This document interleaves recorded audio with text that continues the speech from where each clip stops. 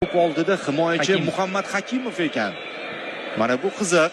Ikkita variantni ko'rdik, lekin uchinchisi va uchinchi raqam juda kerak bizga. Lekin hayajonlanma, Muhammad Hakimov. Sen uchun biz hayajonlanamiz, sen hayajonlanma. Zarba! Gol! Do'stlar! 1-0 O'zbekiston oldinda.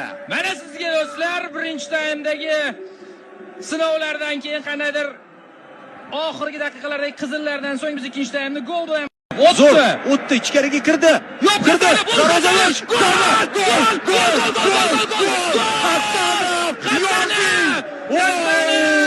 Mana Hasanov bizda o'ynash kerak futbolni. Ha, do'stlar! 10 kishi, 9 kishi farqi yo'q, hujumga boramiz.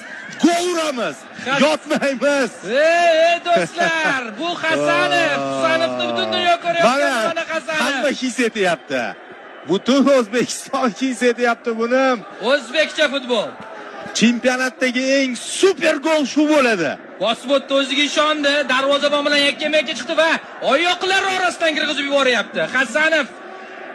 Mana ko'ram, darvozabonimizni darhol boshlaganiga respekt. Bu assist do'stlar, bu Edersoncha assist bo'ldi bu. Qarang qanday o'tib ketdi Sadriddin. Hop, oyoqlar orasidan. Va yana bitta oyoqlar orasidan.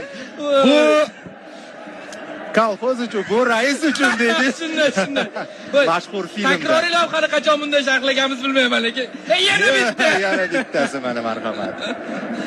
Ha, do'stlar.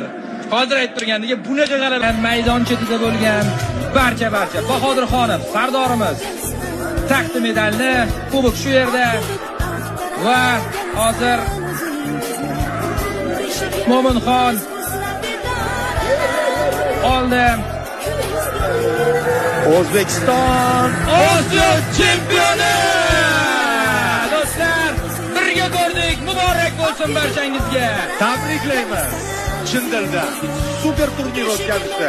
Bir nafasda birinchi turdan finalgacha yetib borishdi va finalda hamma yoqni portlatib tashlashdi emotsiyalar bilan. Mana shunday qo'lga kiritiladi chempionlik. Mana shunday yoziladi tarix. Mana shunday mardonavor tarzda bosib o'tiladi chempionlik yo'li. Hammaga qo'shib g'alaba qo'lga kiritiladi do'stlar. Hammaga rahmat. Boya aytdik-ku. Endi hissiyotdamiz. Balki nimanidir esdan chiqargandirmiz, lekin eng asosiysi bu onlarni mana bu murabbiyimiz yulduzli onlar. Jahon chempionati bizni kutib oldi.